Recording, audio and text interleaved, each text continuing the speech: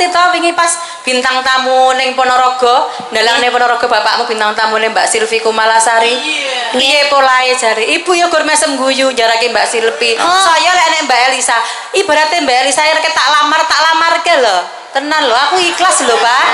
Sing akhire ngonangi ning HP-ne sing lanang nyimpen wong wedok uda wong liya. Sang Hyang Candra nedengi purnama sumunar kenyare kaya ngliling bawana. Kartiku abyor sumunar ngrenggani antariksa amimbu endahing swasaning wanci dalu. Madyaning rati ora kaya repat Panakawan ingkang sami gegojekan wonten ing tengahing dalan sinambi amemangan sarta anyekar asmarandana aboting katresnan.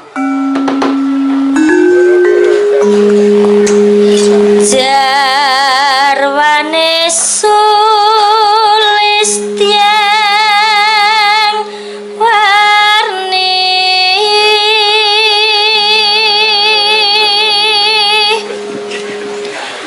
prakebyareng jagat raya.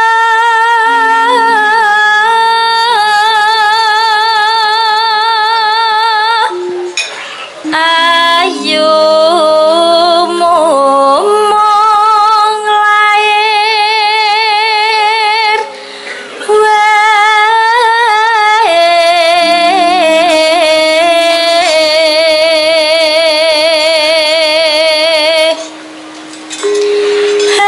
Hapsari suteng yang Hendra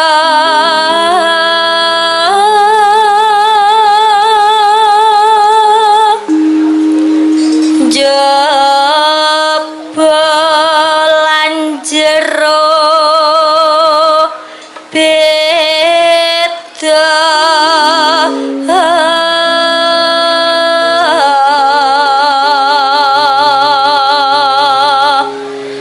kalong alit mongso jambu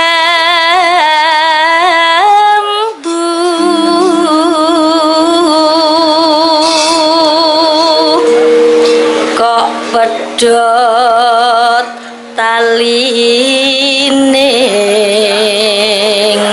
tresno.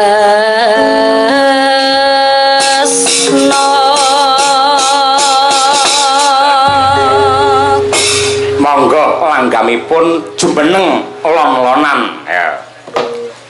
Aku bingung campur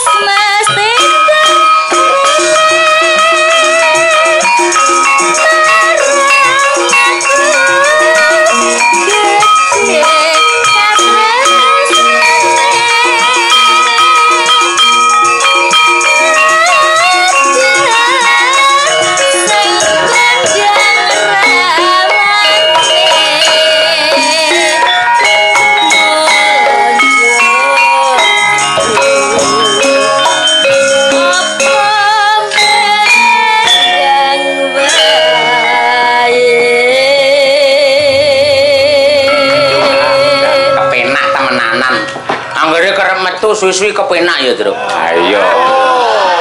Apa-apa iki anggere kerep ditokke ning awak ya marai seger sumyar. Ora mriyang. Gending. Lah ya gending ora.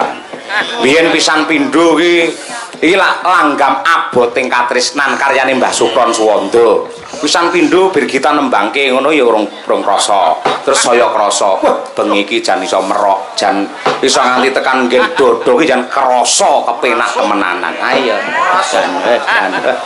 Anjen kaya ngono. Lah awake dhewe selaku generasine Mbah Sukron mongko Mbah Sukron iki ibarate kaya bang.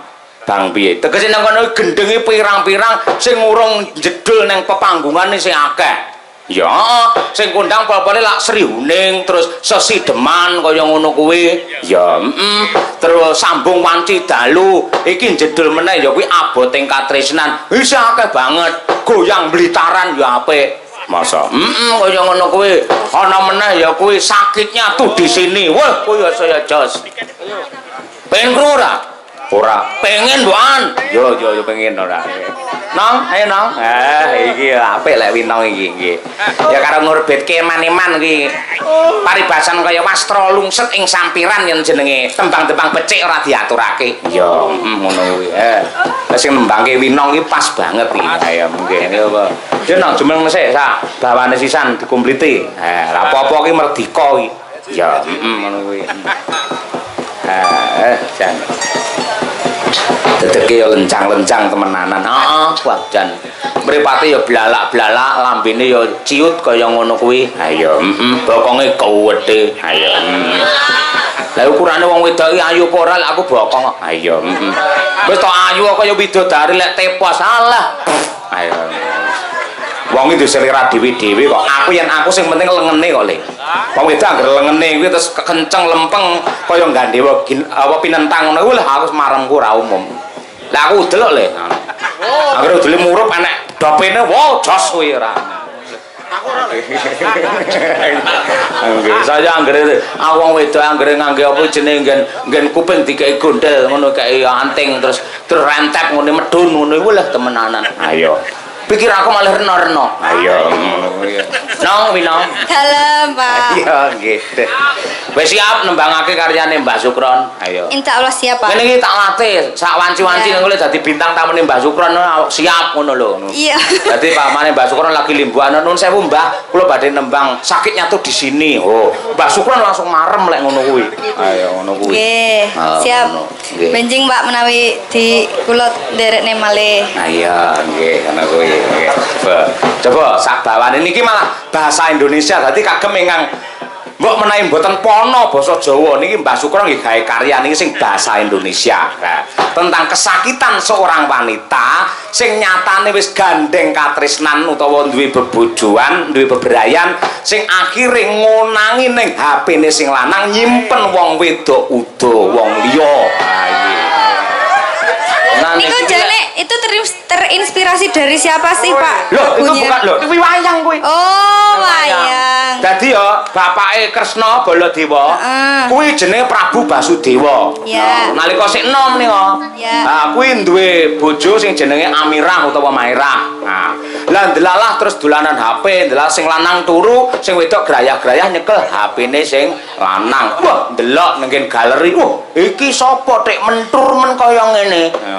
Wong wedok ayune kaya Mbak Sagopi. Sagopi adalah salah satu abdi dalam keraton Mandura sebagai waranggana dan pinter mbeksa sing nyatane didemeni karo sing jenenge anake ratu. Lah ngono kuwi, ngono. Oh, lah kan wayang kan zaman dulu belum ada HP toh, Pak. Kowe ora ngerti saurunge HP ning wayang nek cupemane Astagina. Oh, gitu. Iya. Wis model apa to? Ning wayang wis enek kabeh. Tak kira lek Mbak Surwan tuh terinspirasi dari jenengan apa gitu loh, Pak. Ora mungkin. Aku ora tau. Bukesi ora tau mbukai HP-ku ora nate. Ora apal sandine dhek. Ayo, tak lahle-lahle ayo. Nano-nano. Yo. Wayang wong kok, wayang wong. Sakitnya tuh di sini.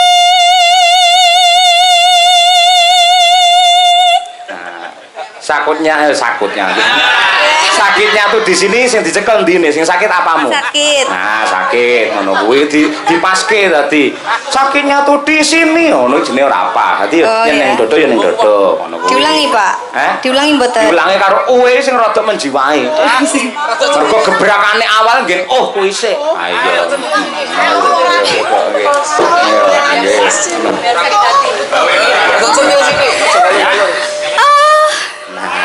Sakitnya tuh di sini. Karo nangis karo anyel ngono kuwi. Dadi mimike wajah kudu ditata ngono. Ya.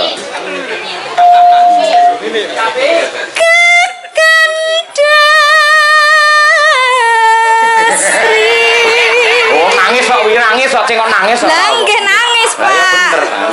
Betul itu mah nangis. Belani ponakan ya.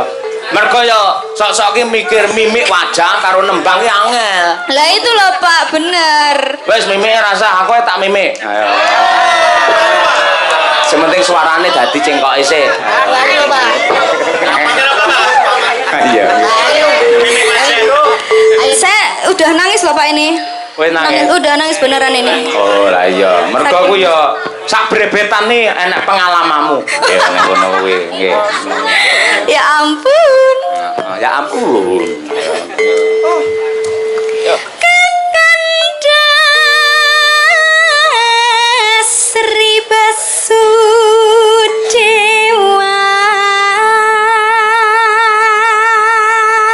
Nah, nino. Simpan gambar tak senono.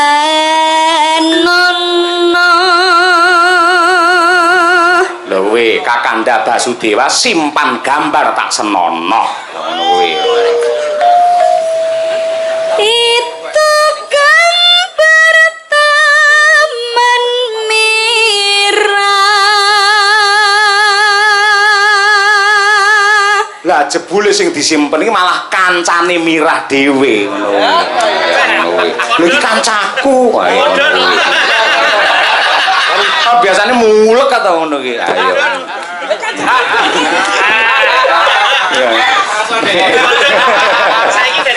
Semua apa maksudnya?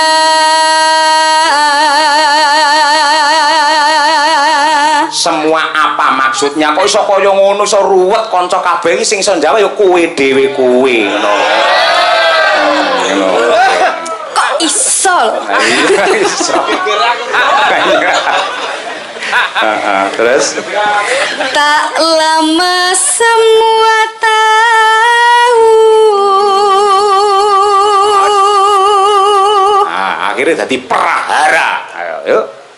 Ngesti budaya. Prahara negeri Mandura.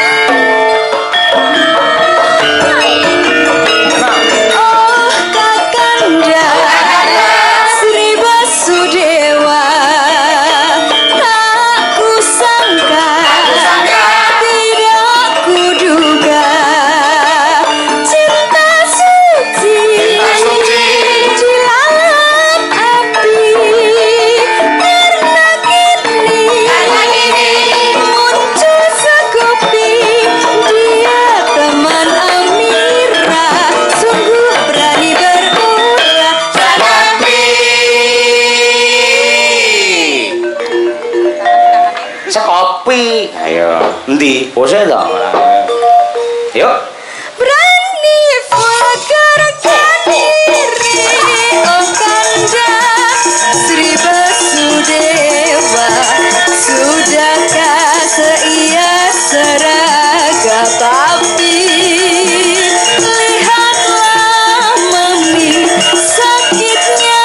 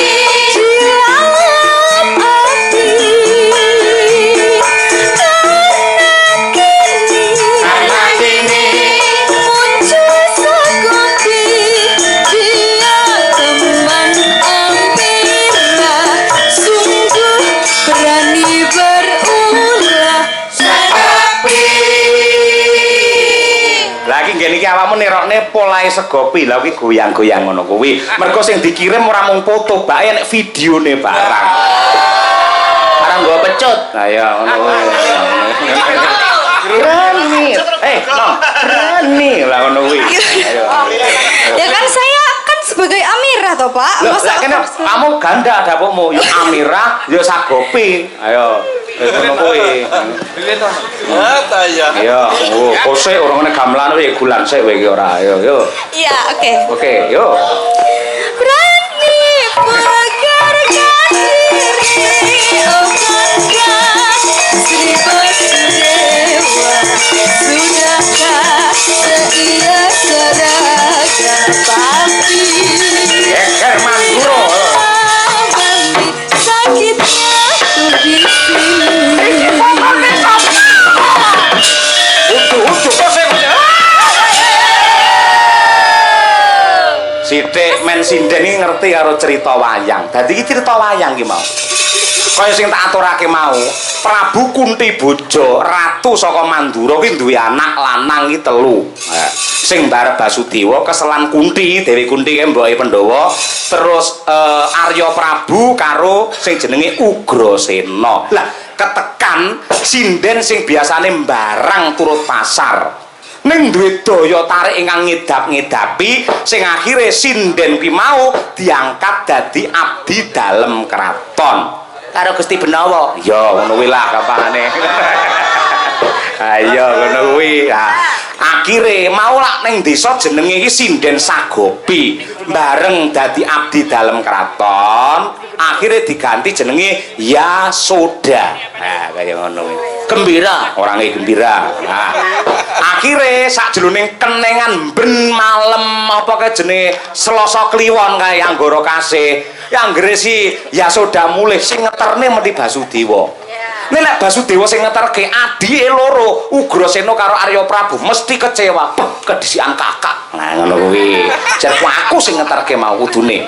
Akhire ngono kuwi terus berlanjut lah kelenengan meneh. Nah selapan dina pisan malam malam Selasa Kliwon mau si Yasoda ki dipamitke karo sing jenenge Basudewa mergo awake lagi lara mula ora iso nyinden. Jane ya segar bugar. Ning karo Basudewa ya diterke pamite ya arepe nyinden ning kraton mergo kuwi manggara kasih ning dienggokke ana salah sawijining gubuk sing diarani gubuk Asmara. Akhire secara deman bar gandeng wancine bengi akhire dadi sambung wanci dalu kaya ngono kuwi.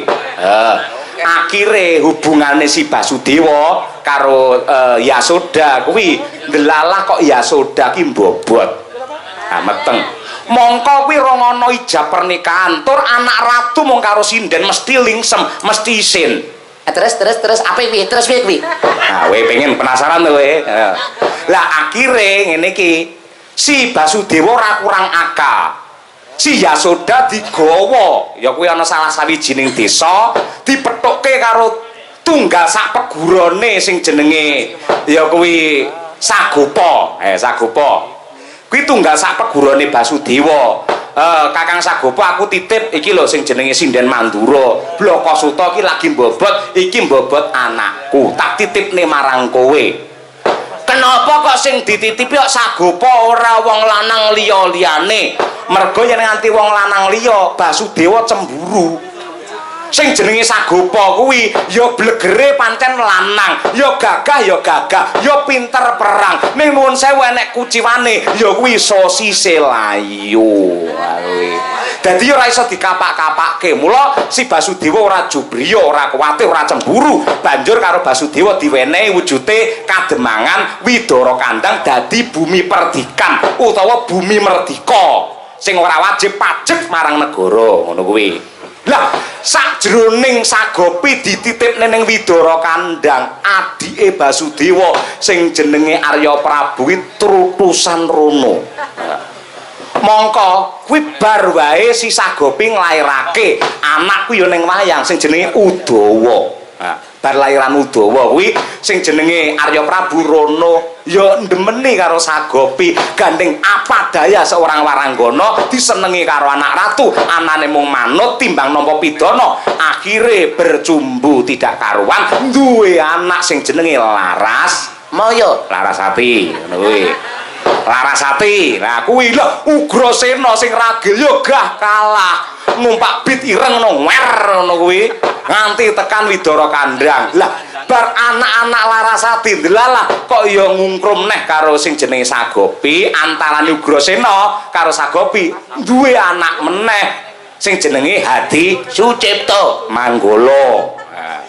Hadi Manggala kuwi jane kisah Mandura kaya ngono kuwi mula menginspirasi kepada seorang seniman Mbah Sukron akhirnya dadi tembang sing kaya ngene iki. Wah apik kuwi rena-rena ya kowe ngerti lah apa kuwi lagu Ijape ning kafe oh apik kuwi ya ngono kuwi sok digarap alon-alon ya ora kok latihan laris aku alah tak kepro lho ora lagi iki wis umuk lho ora isin karo nikah sing ben awan bengi ra tau nge-share jadwal ora awakmu ki.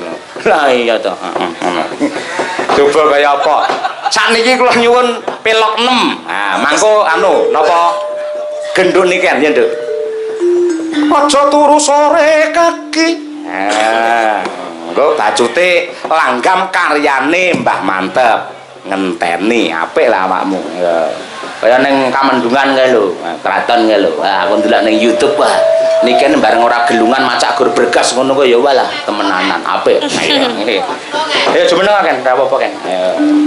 Karo otot-otote ki rada kendho. Niken Salindri Putra Dalang. Ya Pak Gonto Supono trah saka Klaten. Ngawonggo. Ya anak buah Karno. Ayo. No. Ya nggih. Dadi Manggala Pati Karno. Ya, tetep gandeng tetepan. Ayo nggih. Beh. Ya.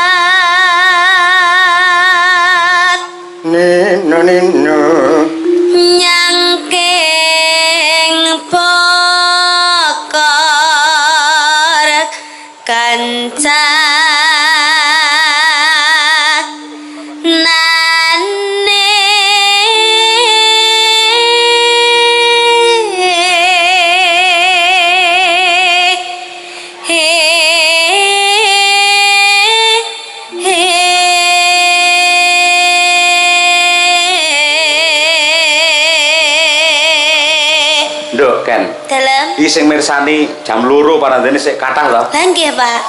Aku ki ora ngerti, tak kira wis sing mirsani wis entek mergo suwepi nyenyet renek suarane. Menikmati, Pak. Lah ngene iki golek penonton model penghayat kaya ngene iki angel lho. Lah nggih. Kabeh padha tingkem, kabeh padha nggatekake, kabeh ora ana sing cemuwit mergo mengapresiasi pagelaran wayang sing nyatane iki warisane para leluhur. Mila luar biasa, penonton yang berkarakter dan bertata krama ya ning kene iki. Apik tenan. Ketok lek budaya ya, Pak. Budaya, beretika, bertata krama ngono. Masyarakat mriki niku ketingale kok seni nggih, Pak. Kados wong seni sedaya ngoten lho, Pak. Sebabe berwibawa. Wah, berwibawa. Nggih. Nggih. Luar biasa. Ora mung ngono jenenge pengaruh kon dhuwur kok kan. Anggere sindene ya berwibawa, ya sing mirsani melu berwibawa. Oh, nggih, leres. Nggih, anggere penabuhe iki berwibawa. Kabeh do tapa ngono. Ya pengaruh melu khidmat kabeh. Ha ya ngono kuwi. Damel kopiah sedaya lho, Pak. Pundi? Duh, bapak-bapake Oh, nggih pancen ngoten niku. Sing jenenge kopiah iki ora khusus wong Islam kan. Kuwi pancen ciri khase wong Jawa iki kaya ngono. Bung Karno kaya mending ngangge kopiah kaya ngono kuwi. Ha, ngono kuwi nggih. Ha ngenteni niken kuwi.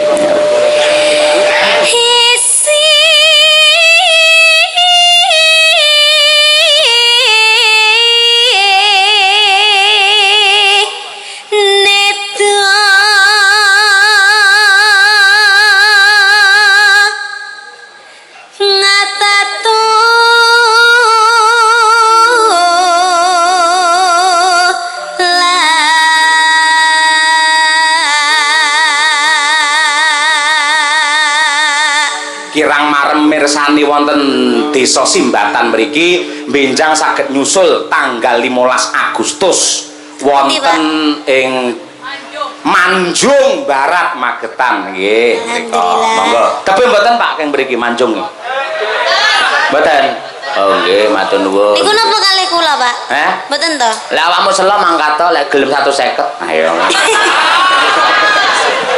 Lho karo bapake dhewe mosok regan-reganan to kan. Lah nggih to, Pak. Pak pun to. Kok awakmu ketoke kangen Madangkara ngene, Pak nusul ngono. Nggih, Pak. Nggih. Kula iki napa to mboten masalah ngeten niku lek kalih jenengan niku wis mboten, Pak, kula, Pak. Ora lah, sebabe apa? Sebabe. Lah kan nggih kados anake kalih bapake to, Pak. Iya, bener kaya ngono kuwi. Awake dhewe ora perlu mikir dhuwit. Pamane ditanggap ngene iki karo Pak Rasa, ora perlu mikir saweran. Ora perlu. Saweran ben dipikir karo Pak Rasa dhewe ya. Lah nggih ya ora diwe ya dinteni ngono lho, Pak. Nah. Ayo lek dremis men ayo nggih. Ya nduk. Sandang kelawan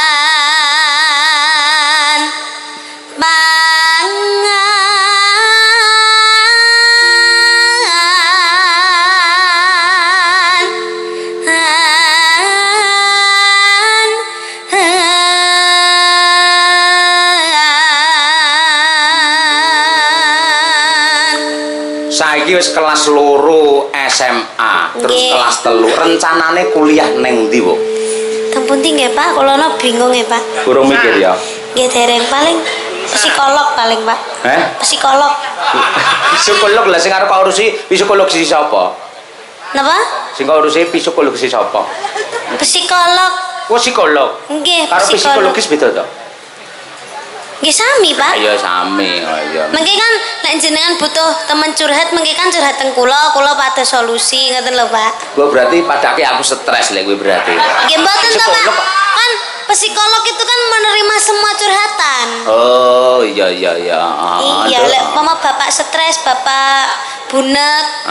Maksudnya stres mikir gawean ngoten lho, Pak. Lek gawean aku ora stres kan. Lek mikir mbokmu sing stres ya. Lah niku, Pak. Aku yang anggere kanjarake sinden dilu ngene dheke menti parute ning dhuwur. Ayo. Ya jelas to apa aku dadi bukesi nggih ngoten. Lho enggak boleh seperti itu. Sing jenenge laki-laki lah tanggung jawabe ki abot. Golek hiburan kursi sithik ngene parandene dilarang. Wong lanange abot lho, imam rumah tangga. Lho kaya ngono kuwi. Ayo. Ya abot wong wedok to, Pak. Kok iso? Wong wedok ki anggeta meneng ki tapi ki sing dipikir akeh lho, Pak. Lah sepikir Mikir anak, mikir bojo, mikir kebutuhan, mikir semua yang ada di rumah, gorong mikir lagu, gorong mikir apa meneh kaya bukesi niki kudune kudune ning omah malih apa jenenge melok jenengan nyambut gawe. Lah kok dhek melu yang sini ra takjak mergo wedi lah aku disenengi sinden-sinden. Lah kan iku. Bukesi sampeyan umur meh 50 ning omah ya ra iso, ora ngerti kelakuanmu ngono kuwi. Lah emang bener. Ngono kuwi. Sendok intermezzo. Iki salah. Internet. Bapakmu ki nggak bener ngapusi. Ibu ki lho karo bapakmu iki bekti. Ibu ki arep ning kampus, blonjo ning pasar, salim cium tangan karo bapakmu. Terus elingo tangger aku cium tangan mesti sampean kan mengencup keningku to, Pak. Ya ngono kuwi wong lanang sing apik karo bojo gemati. Aku areke blonjo ning pasar salim, arep pengajian salim karo sampean terus mbok kecup keningku. Nah, kuwi ora ngerti ta kowe kan diingi lak prei iso wengi. Nggih. Bukesi iki ndelok bar anu lho ulang tahun pernikahanku lho. Oh nggih, anniversary. Yang ke-16 tak jak dolan ya Bukesi. Wis saiki ning mall, wis karo aku tak gandeng tangane kae. Wis tok mesra banget kae. kenceng lek aku gondeli tangane. Lah teng napa, Pak? Lek ora tak gondeli tangane, dia mending njupuk apa-apa. Itu tidak boleh ya, Pak. Enggak boleh ya, Ken? Seharusnya itu bukesi harus diculkan jenengan gawani ATM. Hah? Bagi kuwalik, ATM-e sak omahe mbok BNI, BCA, BRI, Bank Jateng kabeh sing nggawa kuwi. Aku dompet isine lho, gur 100.000 tok. Nggih, bener niku berarti. Bener piye lah, aku enggak bisa berkutik kaya ngono kuwi. Nggih pun to panjenengan mboten butuh napa-napa, sing butuh kan panggah wong wedok. Loh, nek wong lanang serawung metu njaba ngene ning hik wedangan, lah ya perlu. Masa seorang cayokun tadi dibayari kancane kan isin. Berarti aku mbayari to. Oh, kudune jenengan sing bayari. Nggih sak kakake utang sik to, Pak. Utang? Aku ki utang. Nggih to, Pak, mengke benjing disaur. Ketok idemu ra apik belas ya kaya ngono kuwi. Kuwi kok bakule ning angkringan mriki lho sinden dalang kondang bojone sinden kondang panjenengan kene utang genah iki sing wedok nglintingi tahu ngono kuwi. Nyekel banyu ra borot ngono kuwi. Oh, nggih berarti benjing-benjing jenengan gawani 150, Bu. Mesti dek menduk. Nggih, cukup gak cukup kudu kuwi, Bu. Oh, Engko iya. lek soalnya lek kakean mesti digireno-reno. Nah, benar setuju aku, Nduk. Setuju pancen. Nah. Apa, Pak? Dana kenakalan lho, Pak. Oh, piye? Kok iso demuni dana kenakalan lho. Nalare iki bisa nakalku ki sepiro? Ya Allah astagfirullahaladzim. Aku ki pol-pole ya ngene penatah ngono ki terus ngek dhuwit penatahnya Mas ki dadekno wayange Werkudara. Ngene tukang mulas wayang ki Mas dadekno. Ngene dhuwit ngono kuwi, ngono. Kok iso kenakalan ngene penatah ora. Kejaba lek aku ki nakalku ora natah wayang ning natah wong wedok, lha kuwi nakal ngono kuwi. Ah, ngono kuwi. Malah wong lanang lek dilosne, sok-soke malah ternyuh karo wong wedok. Aku nggo dhuwit, sing gawani bojoku. Lek nganti aku nakal, reno-reno mindah kaya apa mesakne bojoku. Ya ora mesti. Kuwi lek sing pikirane normal, sing abnormal, Pak. Manggep aku gendeng apa piye?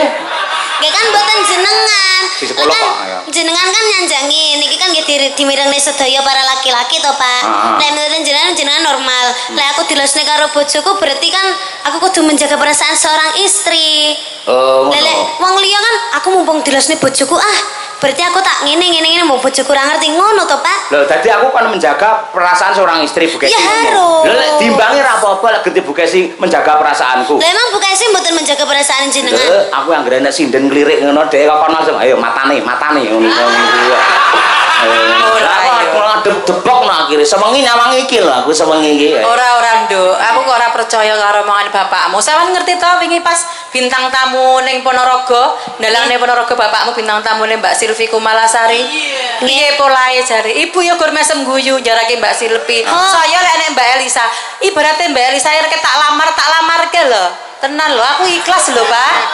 Kita ikhlas tak omong ikhlas lho. Nek asine kene murup kuwi kene iki.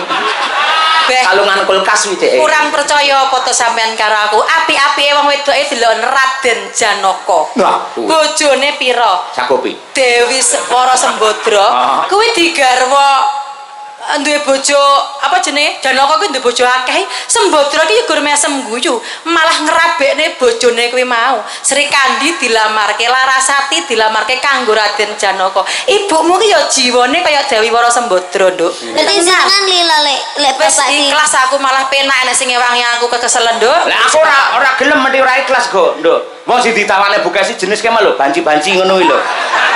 Lah aku piye masa anggar. Ayo ngono. Ayo, ngono jenenge puwa-puwa wong jatahe Larsa ora mapek. Ayo.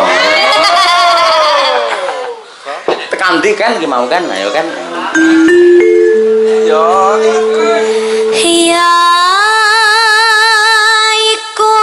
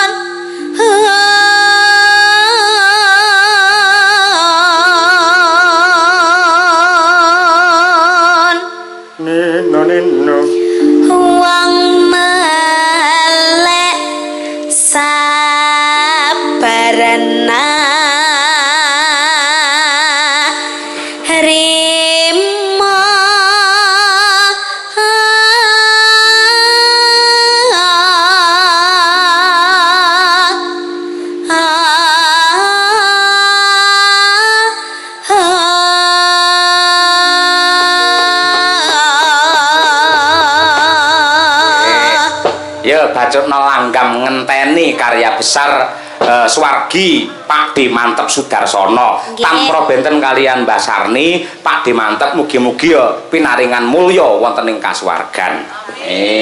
Nduk. Aku ngenteni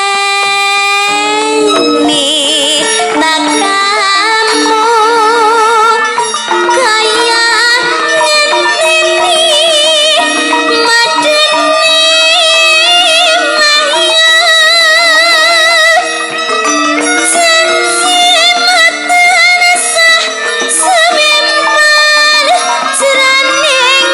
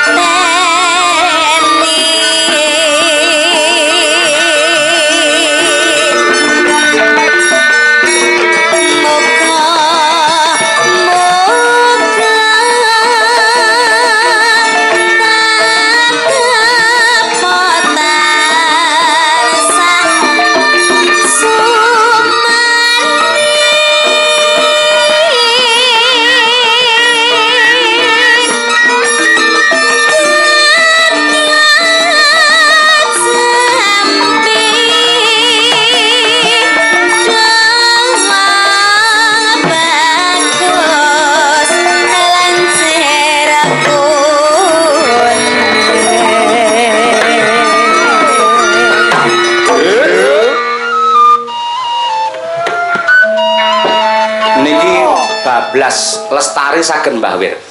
saged Nggih, niki karo menyelam minum air minangkani pamundhute Mbah No Kulit. Nah, nggih. Mangke sing saking keluarga Kediri jangan lupa setelah ini. Oke, siap. Nggih. Ya, Nduk. Kledang kae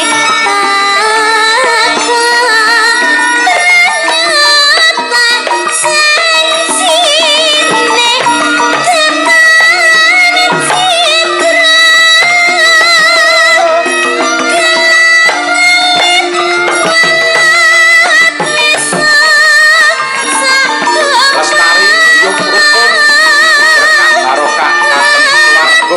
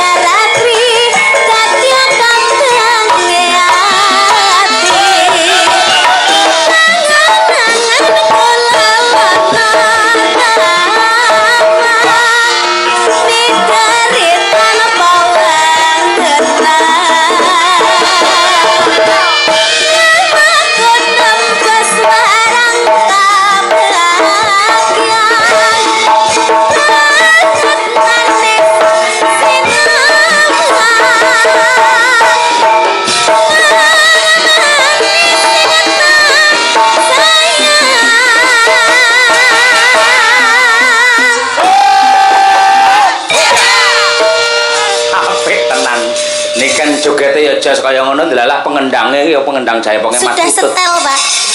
Aku urut Agusino. Ayo. Apik. Kok setel karo Mas Noval? Hah? Kok wis setel karo Mas Noval? Iya, sudah setel. Wis kulino ngono ya. Iya. Wis chemistry. Iya, tidak juga. Oh, tidak. Enggak mau jadi istri. Enggak mau. Oh, enggak mau, betul. Ojo. Nggih, ojo. Awakmu wis eman-eman kowe kudu hati-hati, kudu pilih-pilih tenan kan. Aku meling. Kan Mas Noval sama saya itu kados kakak beradik. Oh, kakak beradik. Iya. Ojo. Wis monggo lek ngono kuwi monggo ning kudu ngerti karo batas-batas. Ampak kuwi cah meneng, wo, brindis kuwi. Nah, ya. Oh, ndritis, Pak. Nggih, sik istirahat sik, wah keringat mundur. Ya. Sik, engko bar kuwi nembang neh. Saking keluarga besar Kediri. Assalamualaikum Pak Cahyo dan Bu Kesi. Nggih. Kula nyuwun podang kuning sesideman kalian lungiting asmara dari Ibu Yamini. Nggih. Mau sore wis jagongan foto-foto karo keluarga Kediri ae dhewe. Ya, matur nuwun. Tresnani karo piyai kene. Aduh, Bu Kesi, aduh padahal biasane ningali teng YouTube sakniki saged panggil langsung. Ya ampun. Mugi-mugi jenengan saged nangkap nggih, Bu. Delok mawon. Ayo ngono kuwi. Delok mawon nggih. Mbak Tri Astuti Renowati kalian Mbak Dian Munasiroh. Ya. Saurunge kandungane semakin membesar iki ya tanjake dhisik iki. Nggih jan wis awake dhewe iki bejo jan duwe Mbak Dian Munasirah iki anggene dari pimpinan sinden iki temenanan. Tegas terus ya argumennya ya pinter, semua mempunyai dasar-dasar yang kuat. Ayo. Wis lagi merintis iki merumuskan undang-undang sinden. Ayo. Ya berdiri yo. RT. Iki pirang sasian pisan? 5 kata Pak. 5. Duke sindemben nganti 8 sasi ning kandutan isih nyinden. Akhirnya bareng krungu gamelan meneh anak Brojol. Brojol murung. Obah polah karepe ya melu joget ngono kuwi. Kocapo bareng lahir kae si gelar kae angger nangis wek disetelne gamelan ceklakep meneng langsung ngono kuwi. Ngono dadi angger gamelane muni dhek meneng. Ya, nang ngene akeh kancane. Ceplakep gamelan meneng terus tabuhe dekek turu ya akeh tunggale ngono kuwi. Ya ora kok ya. Kene iki piyayi kuwi tanggung jawab kabeh kok ya. Nggih. Milih ndi? Kodang kuning apa sing ndi lek sideman kan wis mau. Apa lungiting asmara? Lungiting asmara. Oh nggih. Aja nganti kodang kuning lek kodang kuning apa dadi temenggung engko. Ayo nggih.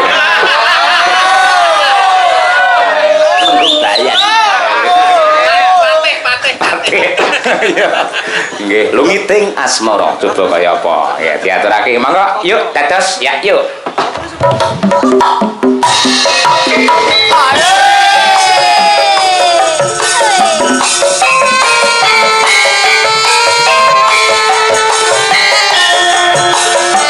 Monggo yang ini keluarga Kediri. Insyaallah pinanggih 1 November wonten ing halaman DPRD Kabupaten Kediri.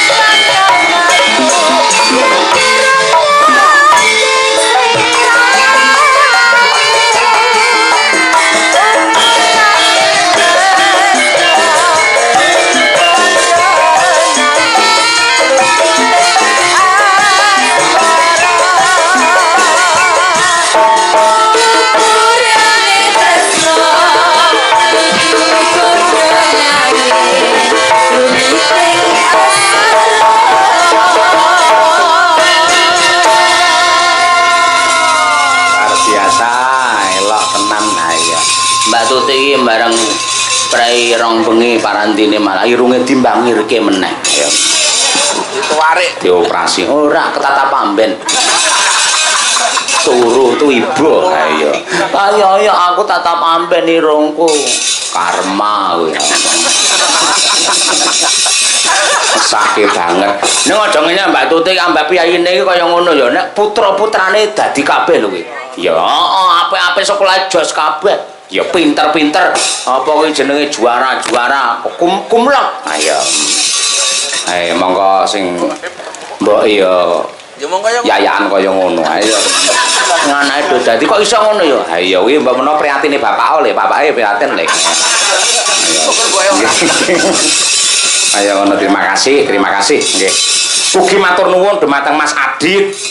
Salah satu anggota Caksi Lover ingkang lenggah wonten ing Nguntara Nadi wau ngampiraken kula kalian Bu Kesi. Jangan dimasake gandeng panjenengane kulino. Apa kuwi online babakan kuliner. Terus akhirnya aku dimasake apa mau jenenge tepo apa Bu? Tepo lodah. Ciri khas mriki wah luar biasa. Matur nuwun Mas Adit. Karo muridku iki semester 5 ya nusul. Ya kuwi dulure Mas Adit. Ya Mas Dimas. Matur nuwun Mas. Wis jupun sing apik Mas. Sing elek aja dijupul lek ndelok wayangan ngene iki. Ya. Ning ketoke pengirane sing apik kowe. Mesti aneh ngono jenenge pedingane. Ya keneh kan. Ya, kaya apa. Kowe arep milih ndi? Arep milih ayang-ayang apa arep milih Wijaya Kusuma? Kusuma Wijaya to, Pak? Ayo dibalik cara Inggris dibalik.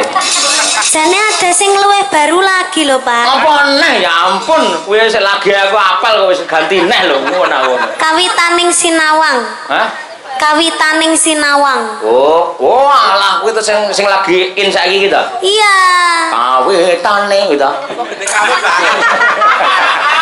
Ini lebih bagus ini, Pak. Sing piye kuwi? Sik. Kawitan Sinawange pasoryan. Mungkin jenengan mirengne to, Pak. Nah, terus. Ya. Tansah kinambar ing samune awang katon endah solas lakane karangrang ratu bawane. Oh ya ape. Mbak Wir aman Mbak Wir? Ya, aman. Semua kru Madangkara ini sudah klop, Pak. Iya. Oh sing ramane pancen aku biasane. Ayo. Aku sirku ya mau ki anu ora sikil kok iso metu sikil ya. Ayo. Cil ngono lho ki opo ki mau. Ayo gedeng aku ngangger-anggeriane metu karepe dhewe. Ayo. Sirku ning catetanmu apa ta sirku? Bang Wetan. Lah iya aku wis tak waca urutane Bang Wetan. Lah kok macul tanpa waton ngono. Sucar yang guyu, hahaha. Apa-apa yang tahu kita sendiri ya. Ayo, dia kan coba kayak apa? Ayo, jeneng lah nanti dendeng tak terus deh ting tong ting. Ayo, bojone dilene kancane sabar. Nggih. Kawitane Sinawang coba kaya apa? Wah, jan lagu anyar. Nanti kalau Bapak kurang cocok sama lagu ini, Pak, berarti tambah Kusuma Wijaya, Pak. Oh, boleh arep Kusuma Wijaya arep ganti Jamus Kalimosodo boleh. Oke. Oke, nggih, siapa? Oh, jane lek paling seneng awakmu lek ayang-ayang asine. Oh, ya wis. Awang kuno ta berarti. Monggo kowe lagi hit biyen to. Aku ngene lagi seneng. Berarti gampang keri ngene lho. Ketinggalan, Pak. Ketinggalan. Rong wong wedok ayu kabeh do rebutan. Aku meneng ae. Bar kuwi bareng dipek. Aku lagi seneng. Lah ngono kuwi lho. Oh, jeweti ngameti keri kok. Ayo. Endinge yo panggah wong wedok ae. Lah iya ta. Piye ta bapakmu iki piye? Kocluk. Ayo. Ya, kawitane coba kaya apa? Nggih. Kawit. Nggih.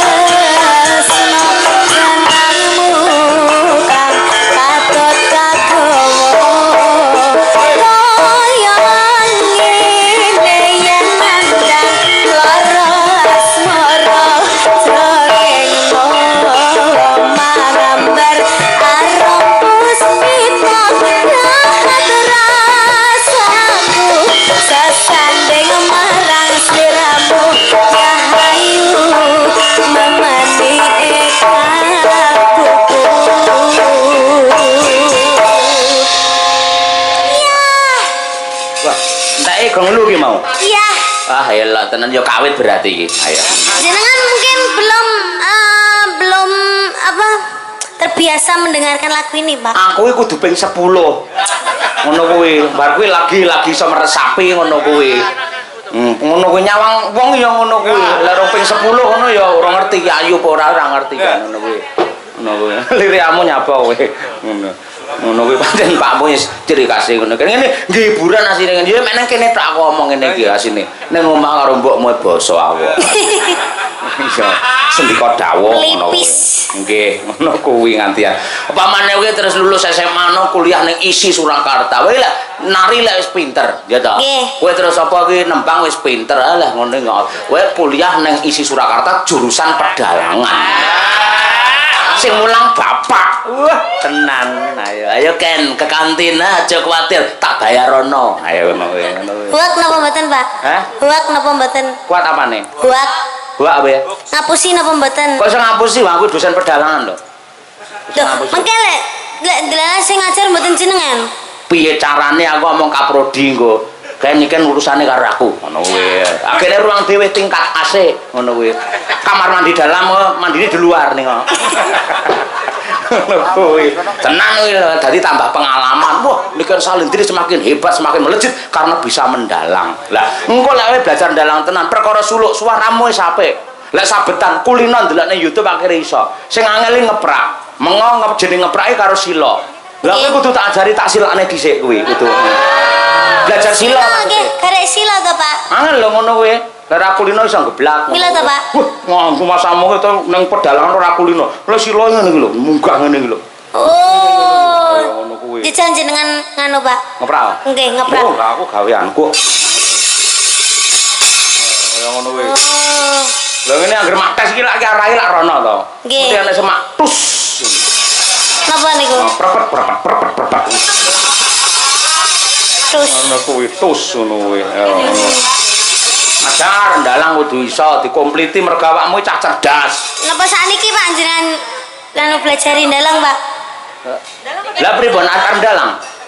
Kene. Tapi kula mboten saged lho, Pak. Sing ra iso apane? Diwarai ndalang jenengan warai ndalang. Rene. Ayo kene ndalang kene. Mangsamu. Sing iso ngajari ndalang kowe apa mung wong anjuk tok, aku ya iso. Ayo masamu. Nene ndalang kene. Kene. Aku iki karo awakmu ya apa to sing ora. Mbok kowe ndalang nganti subuh ora apa-apa. Nek jogone mulih mending kok kabeh. Kene. Ayo kene. War milih ngangge mic apa mic kowe? Mik niki. Mik kowe. Lan jenengan mboten gadah sumpelan to, makane jenengan ndamel niku. Kula gadah. Saged to, lho. Buka sih aku pengen ngono kuwi piye carane. Ayo dadi rasa ngangge iki lho ngene iki. Mboten. Rene jajal ngeprak tok car iso ora njajal pengen roh. Lah niki ndamel jarit lho, Pak. Ya anu nyolahne wayang niku wayange bapak tok wis to. Lah nggih jenengan larai riyen. Oh, perapatan ya. Nggih. Kowe milih perapatan apa protelon? Ora. Nggih. Yes, iki tak. Tigaan mawon. Petikaan sing kena iki. Sing Tokoh iki Abimanyu. Nah, oke. Ngene. niki perang napa mboten? Loh, njaluk mau apa? Perapatan sik no. Perang iki penting perapatan sik pertama. Ya, iki jenenge plek iki sawang-sawangan. Nggih. Ya, sawang-sawangan. Nggih. Nyedak sik, Nggih. nyawang iso dhuwur, nyedak sik. Plek ngono kuwi ya. Mulai pancen padha-padha kalepe. Akhirnya terus iki saya sejak to. Gilani Pak mosok buta karo kuwi, Pak. Heh. Wis sing Arep perang. ayu. Arep perang. Terus mosok ya ambung-ambungan karo buta. Ora kok ambung-ambungan, iki kok arahe lak iki malah diperlambat to. Lek cepete kan akhirnya ngene lho, blek. Oh. Nah, iki njaba sik. Der, njaba bener resiko. Nah, iki njaba sik ngono. Ayo. Blek ngene njaba. Lek wis ketoke dijabne jero, blek. Lah ngono kuwi. Iki gur ngene lho kan asine. Blek. Blek. Dadi mung ngono kuwi, ya. Teplek. Awakmu tahu tak paringi wayang Janaka mosok gur ngono ora iso. Nggih, alah mek ngono to kecil to, Pak. Ayo, wis ngono. Dalango. Njaba jero. Nggih, lek wis dijabne berarti jero. Nggih. Ket, Pak. Ayo, bener kuwi teori ora aja negatif. Ayo. Iki nggih, Pak. Ah, ya. Lunas nggih. Apa hubungane wi? Lah nyepakne kula to niki? Ya, nyepakne kowe. Ora apa. Aja ngerokok lho ya. Mboten. Ngerokok liyane ae sik. Oh, nggih. Ya, nggih. Nempel kelir sik, Nduk. Maplek iki. Iki kok munggah no. Sing iki dipas ning kene iki. Nah, iki pas ki lemah to iki. Lah ngene iki jenenge mabur ya. Oh, mabur. Niki kudu nempel lemah. Nempel lemah plek ngene iki ya. Ngono to, paham to? Nggih, paham. Kae ya padha. Oh, ngeten. Berarti ngene. Iki ceritane sawang-sawangan sik arep gelut. Heeh. Wani pira wae? Wani 100. Ya. Iki arep perang apa ning pasar kok nyang-nyangan. Iso wani pira wani 100 ora. Agak gelak limpahmu ngono lho. Oke, Mbami jenengan sing ngomong, Pak. Maju apa ora ngarsa aku tak untal Malang. Kenapa nguntal dadak ning Malang barang ngono. Apa kene kurang untal-untalan baben akeh ngono ya. Rasa kaken gunung sing tanpa guna ing kene dalan patimu. Keder. Keder sik. Kowe kesusu seneng langsung ngono iki. Mboten, Pak. Ayo. Pemanasan riyen. Nggih, coba. Ya. Plek. Nah, coba. Jero, awas, jero. Ya. Dipasne kalendere lho ya, jero. Ayo terus. Malik, Abimanyu Malik. Plek. Iya, coba neh. Teplek. Ya, jero. Teplek. Ya, ngono kuwi. Set. Sing guyu iki. Oh iya, Pak. Abimanyu guyu dalang koclok kok piye ora? Abimanyu gak sama. Digigit. Gulune digigit. Ayo, Pak. Walik. Nah, kipakne karo Abimanyu, kipakne jedet. Nyapok ngene lho, ngipane ngene lho. Angel lho. Kipakne ngene lho.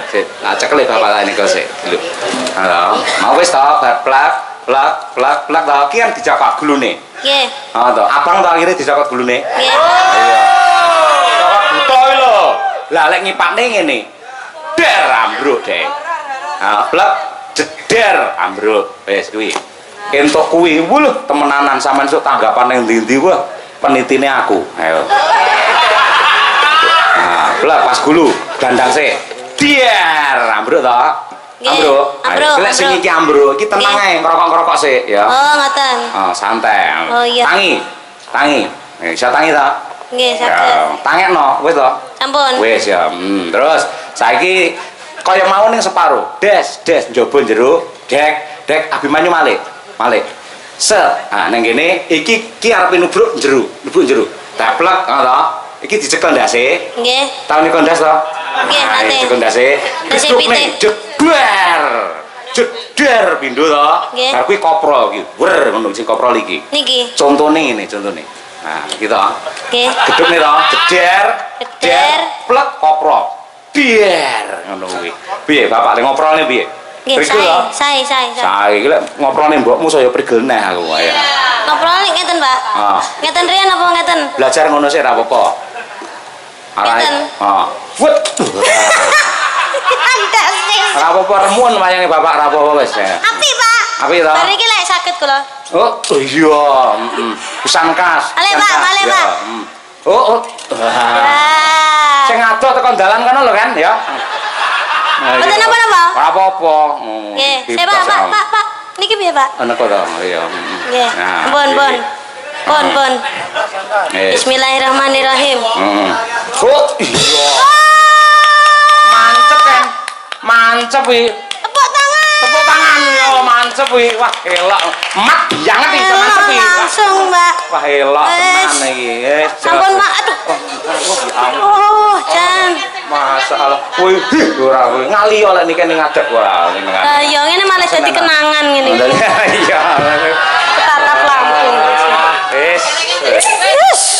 Mesti ngene iki nggih nggih mempengaruhi sampean mempunyai daya tarik sok ben gelem ning pedalangan. Nah, sinau kaya ngene iki. Tibae nggih radi sulit nggih, Pak nggih. Nyapa tekan anu kuwi, rusuh barang nyapa? Radi sulit. Oh, sulit to. Wah, sulit to. Lan jenengan napa Pak krungune mirenge? Radi silit. No. Ya Allah. Nggih. Dadi lek wayang ki ja, pertama mesti ning pedalangan diajari. Iki malah tak kei kuliah titik ae. Iki wayang tampil. Teplek ki pas ki ya, ki kan pelemahan. Plek iki ambekan sik. Nah, ambekan ki ulat-ulat. Set ngono kuwi. Bar kuwi lumaksana. Des ping 3 tek ndangak sithik plek mentas. Oh. Kuwi iso ngono tok. Wuluh tenan penonton sorak.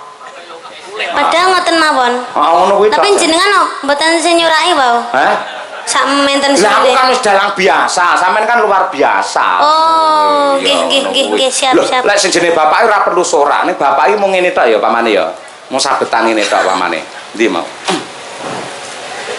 Iki pamane. Ya. Plek der. Set plek der, set plek der, set plek der. Wong ora sorak ning kok kono mesti yoga-yoga langsung. Neng ini akhirnya randang aneh. Kena kuwi kan. Terus ajari ya dolan nang Jaten. Nggih, Pak. Ya ngono kuwi, nggih. Lah, Tertarik iki aku gandeng kowe ngajari mayang awakmu, saiki sampean genti endi apa iku mau? ngajarin jenengan tiktokan. Napa ngajarin jenengan napa? Ora iki lho, ada yang request iki penting iki. Nasibe sak rombongan iki sing menentukan biaya iki. Wih. Napa Niken tambah lagu Kitir Sumilir dijarangke. Alah sini jenengan piyambak wis jenengan. Sumpah uduk, nggih. Aku seneng lek niken jaran karo gila-gilu. Ha iki. Dari siapa? Bu Kesi. Oh. Kok pinangkani apa ora? Aku manut awakmu ora. Oh, Bu Kesi ta niku. Heeh. Nggih, Pun. Dadi Bu Kesi bengi iki mek golek hiburan dhek. Nembangi sithik kok ken mau. Ya. Asline Bu Kesi terhibur lek enten kula, Pak. Wow, tenan. Mergo lek karo awakmu ora mungkin cemburu. Ayo. Nggih boten. Aman lek karo awakmu. Ayo. Piye? Kuwi oke, Kitir Sumilir. Nggih, Kitir Sumilir napa ayang-ayang? Kitir mawon. Kula manut Ibu, Pak. Ayo, nggih. Siap. Nggih. Kula saged ta niki tangane kalih. Mikmu yang ngono kuwi terus arep. Nggih boten, Pak. Ayo. Anget cuy. Ayo mesake. Ayo aku nyawang malah keri dhewe ngono ya. Ayo. Apa kuwi? Ayo. Wah, Des. Mangga diaturake karyane Pak Geduk Siswantoro saking Kediri sing nembangke cah Kediri. Ya. Kitir Sumilir. Yuk, dados.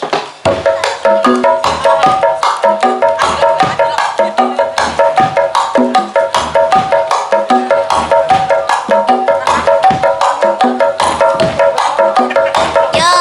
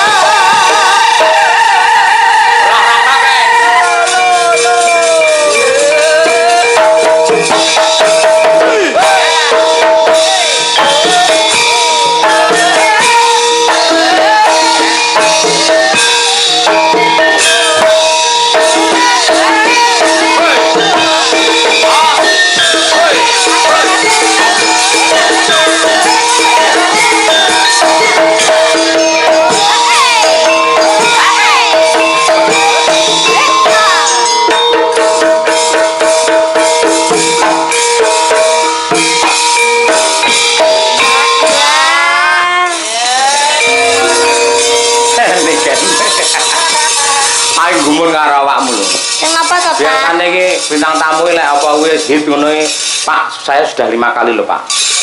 Jangan ditambah lagi loh Pak. Hitung nembange wong piro. Sampeyan iso losno karo aku iso. Itu saya itu juga seperti itu Pak kalau di lainnya. Sekali jenengan. Oh, lah kene tawa terus. Napa melih Pak? Napa melih Pak? Oh, iya. Loh, lek kula niku nggih ngoten niku Pak, lek teng lintune perjanjiane berapa lagu? 5 lagu. Mboten napa-napa mengki lek tuan rumahnya dereng pas berarti kula bonusi 1 lagu lagi. Kula ngoten niku nggih. Yang penting kita itu harus bisa, kan namanya kita tuh ditanggap ya Pak. Kita harus memuaskan hati para penanggap. Oh, Bukan kita lah, itu ya. menuruti kita sendiri. Ngoten. Lek gak kuat ketawal ya wis berarti ra usah nampani job ngoten lho Pak. Wah, elok. Iki mengko hitung jan ping pira? Ping 10 enek lah awakmu pisan. Mila Pak. Oh, karo Boten rasa-rasan kerasa ya bareng Pak. mau lho. Ayo. Tengah akeh ora tau dihitung walah kan nganti jam 3 lho kan. Saniki pun jam 3 Pak. Jam 3. Kula kintil lek tasik jam 10 lho Pak. Kula iki pejan lek nderek jenengan iku ben mboten krasa napa-napa ngoten lho Pak. Lah ra krasa apa turu apa piye ra krasa apa-apa. Nggih kados pami kula niku nyanyi peng 10 ngoten kados peng kalih mehan. Oh, kuwi iki nglulu apa tenanan ngono kuwi? Tenanan Pak. Demi Allah. Nggih demi Allah niku apa kula pun mimi obat to Pak. Wau sore. Mimi obat apa? Obat napa pusing kali obat watuk niku Pak. Oh, Kula. Biasanya kan efeknya ngantuk. Lek obat batuk niku.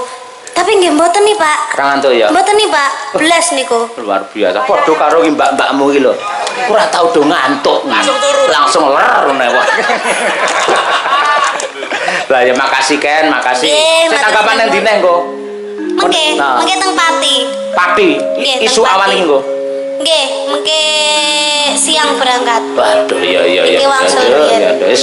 Muga-muga sampean tansah pinaringan sehat walafiat Amin. kuat.